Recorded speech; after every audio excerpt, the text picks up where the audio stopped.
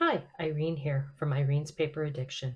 I have a two-page layout for you today featuring the Botanical Textures Designer Series paper. It's a new release from Stampin' Up! On their online exclusive tab in their shop products section. And it is a monochromatic paper featuring an assortment of different leaf patterns. You're going to get 12 pages. They are double-sided and you get two of each. So you are getting several light based pattern papers, and then there are a couple of darker ones. And then when you flip it over, you're going to get all these graphic papers. You get these kind of squiggly lines, some what to me looks like black and white watercolor. You get this really great dark, almost wood textured paper, and then again a couple of more watercolored papers. I knew when I saw this that I really needed to create a layout with it. My problem is that I do love to scrapbook in colors and patterns, and this obviously is monochromatic. But I thought, this paper in general was really pretty, and I really wanted to create something with it. So I went through all my pictures, and I pulled out some photos of my granddaughter. My daughter-in-law had posted these for her 10th birthday, and they were just a couple pictures of her throughout the years, and some that I had never seen. So I thought, oh, I'm going to download these off of Facebook and put them into my photo gallery. So I thought that these would be really, really cute, except that they really kind of clash. There's no cohesiveness. We've got, some blues and some pinks. I have a little bit of blue here. This one, her skin tone is totally off due to the lighting. But then there was also this one other photo, and that really caught my eye. I thought, well, what if I took all my photos, turned them into black and whites, and then they should really just be very, very cohesive. They should all work together, regardless of the fact that none of them were from the same event and none of them were from the same age. So let me pull these out and show you what I have.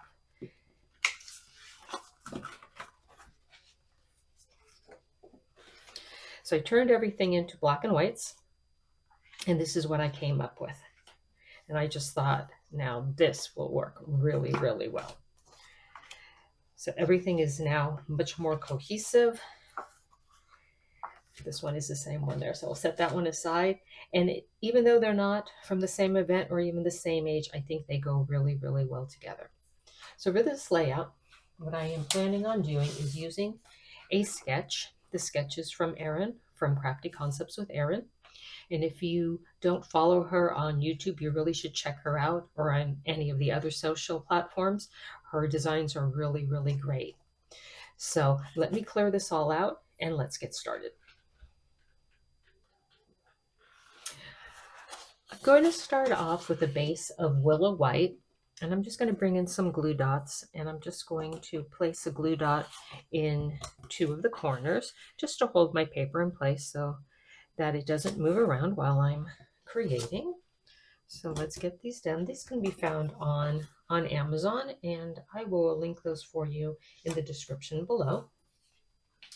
And so if we bring in our sketch, we're going to be doing the base, like I said, with the white willow. That is A. So we're going to need 3 more papers, be it pattern or solid, and then 1 more, which is the strip for the title. So let me bring in some of this paper from the Botanical Textures, and this one caught my eye right away. I definitely knew I was going to be using this one, and I'm thinking that this one will be this layer D. Maybe do another pattern paper would be B, and then I'm thinking C might be something, a solid, so that it's a place for your eyes to rest. So let's bring in a couple of the patterns and see what I think would look really good. I'm leaning more toward one of the lighter ones, something like this. I think there was one other in here I wanted to try out. Maybe this one here. So let's try these. So this would be the strip down the side of the paper. Let's pull these other papers out. And so I'm thinking we could either slide this one in here like this, which looks okay. You could even go this way. But I'm thinking this more solid gray. It's softer. There's less pattern to it. It's not quite so busy. I think that one will look really, really good here. So let's leave that one there. And then for the piece that went behind, which is this layer C, I'm thinking we're going to bring in a piece of solid cardstock. And I had two thoughts since it is monochrome. It definitely wasn't going to do white, but I was thinking either a piece of black cardstock. This is just the basic black cardstock. This is the thinner one with the white core. And then this is a gray granite cardstock. This is just the thicker version of the two. So let's just lay them underneath and see which ones we think look the best. So this is going to come over a little bit more like this, and then that one here. So that I like a lot. But let's slide in the black and see how that looks, because I think either of them would work really, really well. It just, I think, depends how much of a contrast you really want to have. The black definitely will be a much stronger contrast, almost kind of like a classic, almost like, you know, I think this paper here would work great for a wedding. You know, the black and white theme, maybe throw in a little red or some nice pink. I just think that even though it's black and white, there's a lot of possibilities with it. So we could either do the black or the gray. And in all honesty, I actually like them both. I think I'm going to let that sit for just a little while as I think about it, because I'm not too sure. I think the gray is a little softer. It's not quite such a contrast, not quite so bold. And maybe that would be cuter with the pictures. Let's bring those in. Maybe that will help. Let's throw a couple of them in here. And then let's just swap it for the black and see if we think. I think it's going to be the black. I really like the way that looks. And let's clear this all out real quick. Let me cut the papers down and let's just see how that looks. I've cut down all my papers to size, and I've got them just dry fit here, so nothing is adhered down, and I really like the way it looks. The only thing I think I would like to do is put in a piece of paper, probably white Willow cardstock, behind this pattern paper as well as behind this one, just to give it a little bit of dimension. So I did cut down some white Willow for that. So let me slide that in and let's look and see how that looks. I think I only want about a 1/4 inch. This one is a little bit big. I'm going to trim this down, but I'm thinking not even like 1/8 of an inch maybe, just to give it a little bit of separation here. And then also on here on the right side, let's bring in, I just cut down a couple of strips and we can just slide those under. But I'm thinking just the sliver of white, not a whole lot, just about that much. And that way at least there is some definition. There's just separation. It doesn't just all blend together and kind of get lost. But I need to trim this one down a little bit. And I'm going to ink up the edges of all my papers, even the black, because the black it has a white core. So I'm going to use a Memento Tuxedo black. I'm going to ink up all the edges, including the white pieces. And let me cut this one down, and then I will be right back. I've cut down the white mat to fit the pattern paper, and as you can see, I inked up all of my edges. I saved this one just so you could see that the basic black cardstock, it's actually a two-toned. If you see, you have a lighter side and a darker side, but it has a white core. And I'm going to tuck this side in, so just real quickly, I'm just going to ink this up. I'm using that Memento Tuxedo black, and that way you don't see that white edge anymore. So get that all covered up. And let's get this one adhered down real quickly. This one's going to slide right underneath there. So I'm only going to put adhesive on like the 3 sides. So it will be held down in place underneath. So I didn't push this one down, give myself a little bit of play here, and we're going to just try to line that up like that. Get all the edges lined up so you don't see the white border, I hope. And then adhere that down nice and tight. And then on this one, I put the white border around, but what I ended up doing was I gutted out my white cardstock. That way we could use that on a different layout because no one's going to see this. Plus it lightens up the weight of your scrapbooks, because with all that paper they get heavy and then they get really full, and you have those big like alligator mouth situations with your scrapbooks. So I'm going to just line this one up here on the edge. And then all we have left here down are the two white strips. One will be the title, and one just will be the grounding for our one of our clusters. I'm going to leave those not adhered quite yet, just so I can decide where I want to put it, how much I want sticking out on the bottom. And let me bring my pictures back in. Let's get those laid down. According to Erin's sketch, we had two 4x6s over here. We had another 4x6 over here. And then this one is a 6x4.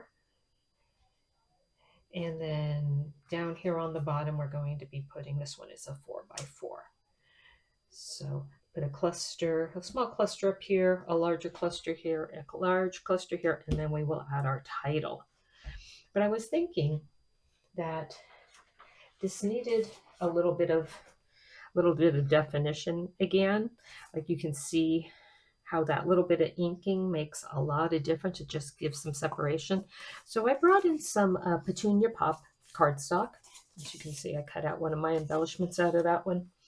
And I thought if we slid that underneath, just with a small sliver of pink, that not only does it kind of soften up the layout, since it is girly, it just, I don't know, just, it popped, even though, you know, we had so much contrast with the black and white. I think this pink just is really going to make a difference.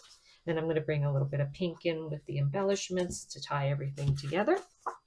And I think that's going to look really, really cute. Come on, little baby. Sound asleep. Okay, so I'm thinking like that. And then I have this entire tray. Let me clear out my ink real quick. But I have this entire tray of embellishments that I punched out a little earlier that we can use. I have more than I need, definitely.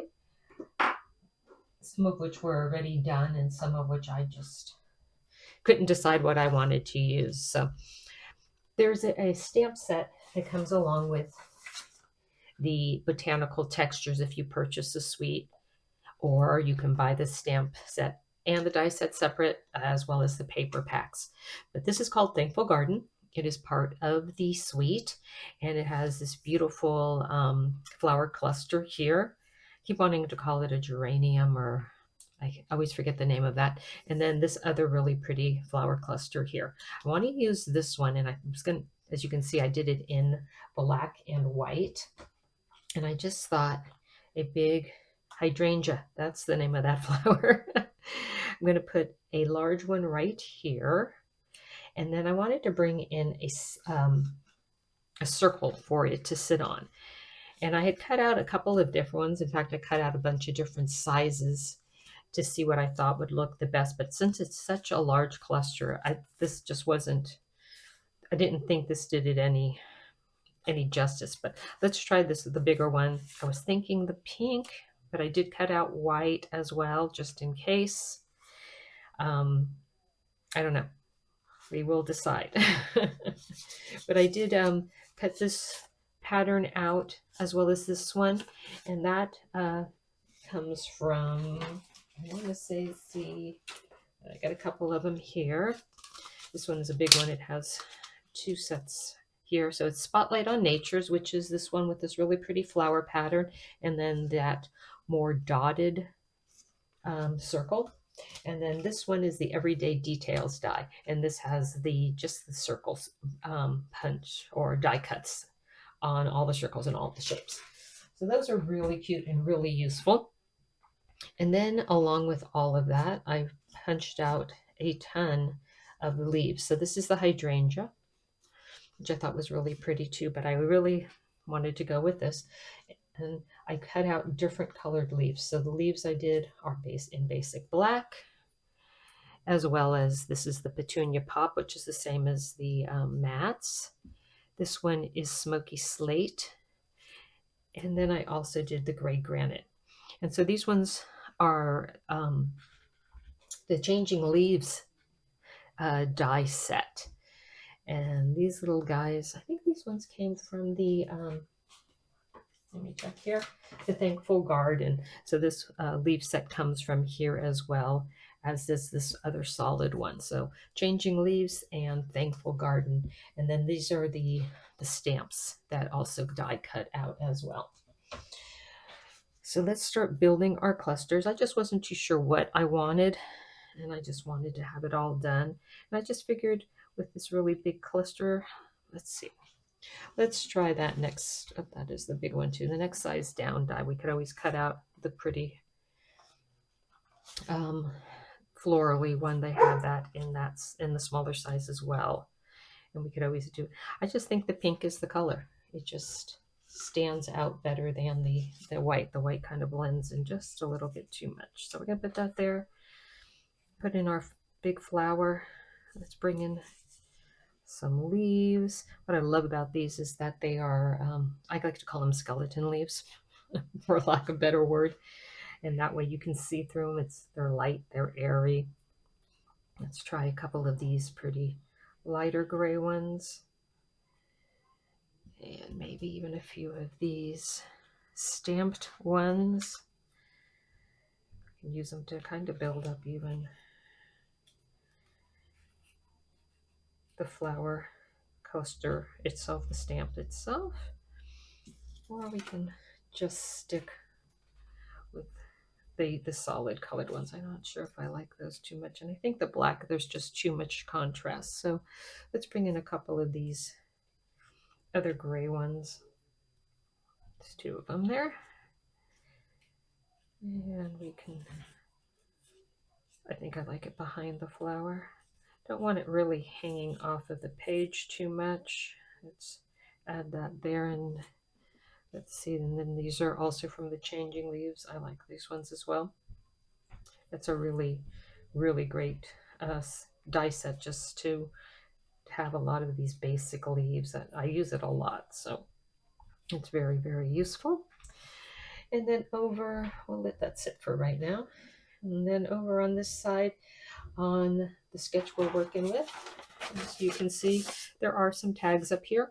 I'm going to replicate those. I did stamp out a couple of different tags. I have this one here, and I do believe out here is a couple more in the back that I did stamp out as well. This tag here is just from my stash, and then I ended up using the Elements of Text stamp just to stamp it in the Tuxedo black. I'll put that one behind here. And then I have these other really pretty dies. I will have to look and see. I'll list this below who these are. But I really like that one, so I'm going to leave that one here. These are 2 of the same, and I think I'll tuck that one there behind there with this one. And then instead of flowers, since all I'm really using are these large clusters, we can tuck in some leafed sprigs. And let's see, maybe the lighter colored skeleton type of leaves here. It comes with 2 different kinds. It comes with a double and a single. Tuck that back there. And we could even possibly bring in one pink one to bring the pink a little bit more over there. And these ones you could always, if you're not happy with them being together, you can just easily detach them. Let's put one over here with that as well. So now we're going to work on this cluster down here. We're going to go back and grab another one of these circle dies. We're going to use the same one instead of switching them up. And we're going to just place that just about there. Maybe we're going to center it a little bit more. I think I like that more. And then we're just going to build this cluster in the exact same way. This one we could actually build maybe just a little bit bigger because we actually have a little more room. So let's tuck in a gray one there. Let's grab some of these darker gray leaves for some contrast. Alrighty, and why don't we try seeing what one of these look like? We haven't used those yet. Nope, that might be a little bit too small for right now, but we can pop in one of these pink ones. And then let's replicate that on the opposite side for some symmetry. Let's move out of the way. And pop in another gray granite one and grab one more of the pink. Let's see. Thinking maybe we will just use one of those. And let's see if we have a smaller single pink one. Yes, we do.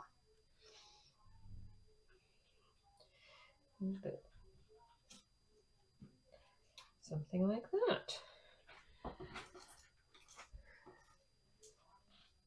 that. I think this one needs just a little bit more if we can. Maybe another pink.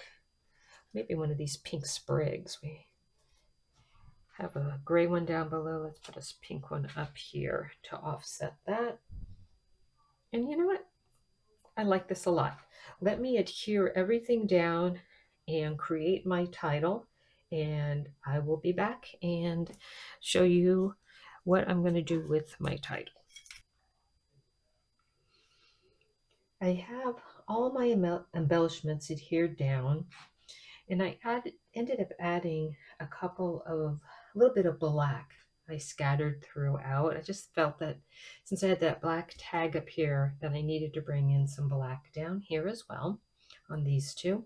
I brought in some of these, they're smoky slate and I think gray granite pearls from Stampin' Up, and I just scattered those around. I used them to cover the holes of my tag, tucked in a little circle there as well.